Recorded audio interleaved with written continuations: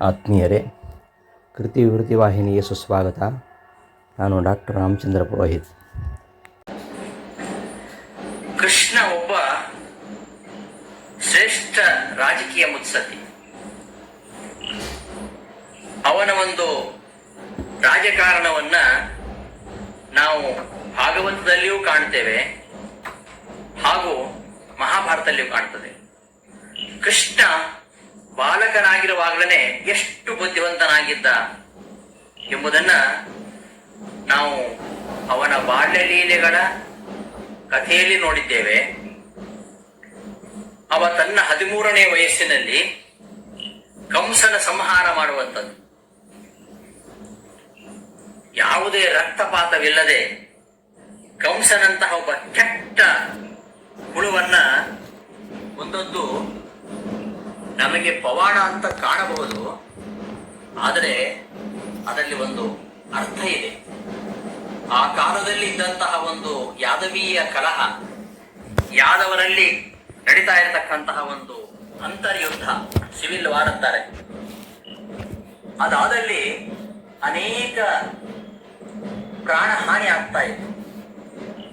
ಅದನ್ನ ತಪ್ಪಿಸಿ ಇವ ಕಂಸನನ್ನ ಸಂಹಾರ ಮಾಡುವ ಮೂಲಕವಾಗಿ ಯಾದವರ ರಾಜಕಾರಣವನ್ನ ಪರಿಶುದ್ಧಗೊಳಿಸುತ್ತಾನೆ. ಇಲ್ಲದೆ ಹೋದರೆ ಆ ದುಷ್ಟ ಕಂಸ ಯಾದವರಲ್ಲಿ ಯಾರಿಗೂ ಪ್ರೀತಿ ಪಾತ್ರರಾಗಿರಲಿಲ್ಲ.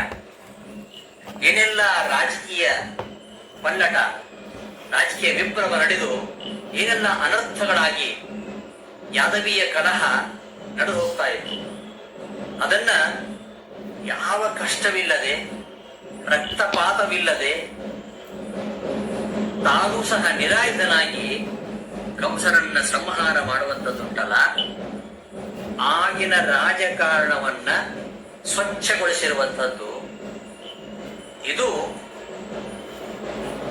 ಕೃಷ್ಣ ತನ್ನ ಪರಿಶುದ್ಧ ರಾಜತಾಂತ್ರಿಕತೆಯ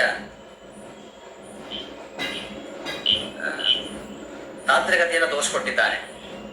ಇಲ್ಲಿ ಹೋಗಿದ್ರೆ ರಕ್ತಪಾತ ನಡೀತಾ ಇದೆ. ರಕ್ತಪಾತವನ್ನ ಯಾವತ್ತೂ ಕೃಷ್ಣ ಬೆಂಬಲಿಸಲಿಲ್ಲ. ಅವ ಯಾವತ್ತೂ ರಕ್ತಪಾತವನ್ನ ಮಾಡಲಿಲ್ಲ. ಗೀತೆಯಲ್ಲೂ ಅಹಿಂಸೆಯ ಬಗ್ಗೆ ಪ್ರತಿಪಾದನೆ ಮಾಡುತ್ತವನು. ಹೀಗೆ ಕಂಸನ ಸಂಹಾರ ಆದ ಮೇಲೆ ಇನ್ನು ಚಿಕ್ಕ ಹುಡುಗ ಧೃತರಾಷ್ಟ್ರನಿಗೆ ಒಂದು ಸಂದೇಶವನ್ನು ಕಳಿಸ್ತಾನೆ. ನಾವು ಗಮನಿಸಬೇಕಿದೆನ್ನ, ತುಂಬಾ ಚೆನ್ನಾಗಿದೆ. ಅಕ್ರೂರನ ಮೂಲಕವಾಗಿ ಧೃತರಾಷ್ಟ್ರನಿಗೆ ಒಂದು ಸಂದೇಶ ಕಳಿಸ್ತಾನೆ. ಹೇ ರಾಜನ್, ನೀನು ಕುರುಕುಲದ ಕೀರ್ತಿಯನ್ನು ಎತ್ತಿ ಹೊಡೆಯುವ ಹೊಣೆ ಹೊತ್ತವನು. ನಿನ್ನ ಜವಾಬ್ದಾರಿ ತುಂಬಾ ದೊಡ್ಡದಿದೆ. ನಿನ್ನ ತಮ್ಮ, ನೆನಪಿಟ್ಟುಕೋ, ನಿನ್ನ ತಮ್ಮ ಪಾಂಡು ಸತ್ತದ್ರಿಂದಾಗಿ ನಿನಗೆ ರಾಜ್ಯ ದೊರೆತಿದೆ. ಧರ್ಮದಿಂದ ನೀನು ಆಡಿದರೆ, ಶೀಲದಿಂದ ಪ್ರಜಾರಂಜನೆ ಮಾಡಿದರೆ, ನಿನ್ನ ಹಾಗೂ ಪಾಂಡುವಿನ ಪುತ್ರರಲ್ಲಿ ಸಮನಾಗಿ ನೀನು ನಡೆದುಕೊಂಡ್ರೆ ನಿನಗೆ ಕೀರ್ತಿ ಪಥದಲ್ಲಿ ಶ್ರೇಯಸ್ಸು ಲಭಿಸುತ್ತೆ. ಇಲ್ಲದೆ ಹೋದರೆ ನಿನ್ನನ್ನೆಲ್ಲರೂ ಅಪಹಾಸ್ಯ ಮಾಡ್ತಾರೆ, ಸತ್ತ ಮೇಲೆ ನರಕಕ್ಕೆ ಹೋಗ್ತೀಯ. ಆದ್ದರಿಂದ ಪಾಂಡವರಿಗೆ ದ್ರೋಹ ಮಾಡಬೇಡ. ಸಾವು ಅನ್ನೋದು ಖಚಿತ ಎಲ್ಲರಿಗೂ. ಈ ಭೂಮಿಯಲ್ಲಿ ಸಾಯದೆ ಯಾರು ಉಳಿದಿಲ್ಲ. ಸಾಯುವಾಗ ನಿನ್ನ ಶರೀರವೂ ಕೂಡ ನಿನ್ನ ಜೊತೆಗೆ ಬರುವುದಿಲ್ಲ, ಯಾರೂ ಕೂಡ ಬರುವುದಿಲ್ಲ, ಹೆಂಡತಿ ಮಕ್ಕಳು ಬರುವುದಿಲ್ಲ. ಒಬ್ಬನೇ ಹುಟ್ಟಿದ ಜೀವಿ ಒಬ್ಬನೇ ಸಾಯ್ತಾನೆ. ಇದು ಲೋಕ ನಿಯಮ. ಪಾಪ ಪುಣ್ಯ ಅನುಭವಿಸದವನು ಅವನೊಬ್ಬನೇ. ಆದ್ದರಿಂದ ನೀನು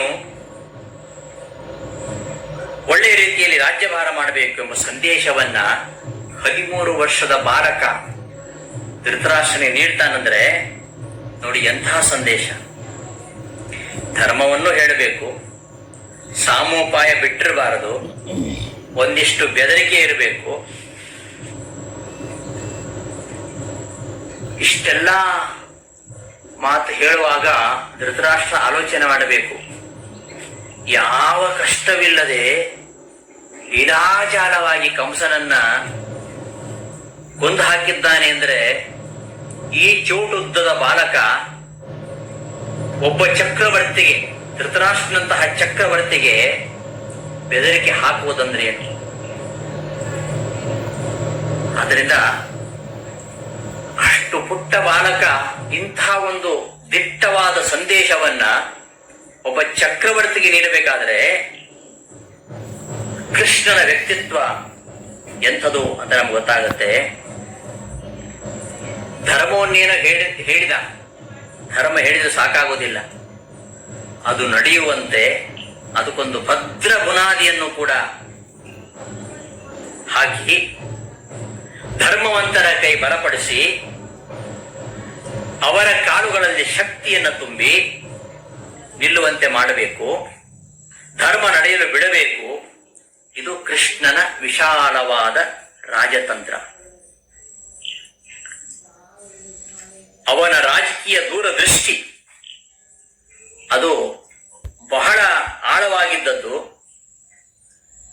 ಬರೀ ಬಲವಿದ್ದರೆ ಸಾಲದು, ಬಲವಿದ್ದವರೆಲ್ಲ ಧರ್ಮಿಷ್ಠರಾಗೋದಿಲ್ಲ, ದುರ್ಬಲರಿದ್ದರೂ ಕೂಡ ಧಾರ್ಮಿಕ ಪ್ರಜ್ಞೆ ಇದ್ದವರು ಮಾತ್ರ ಉತ್ತಮ ದೊರೆಗಳಾಗ್ತಾರೆ ಅಂತ ತೋರಿಸಿಕೊಟ್ಟವನು ಶ್ರೀಕೃಷ್ಣ. ಇಂತಹ ಶ್ರೀಕೃಷ್ಣನ ಈ ಒಂದು ರಾಜತಾಂತ್ರಿಕತೆ,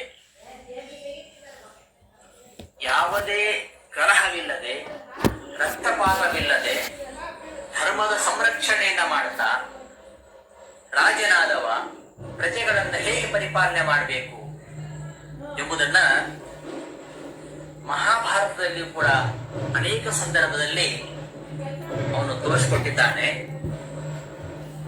ಅದು ಮಹಾಭಾರತದಲ್ಲಿ ಬರತಕ್ಕಂತಹ ವಿಷಯ.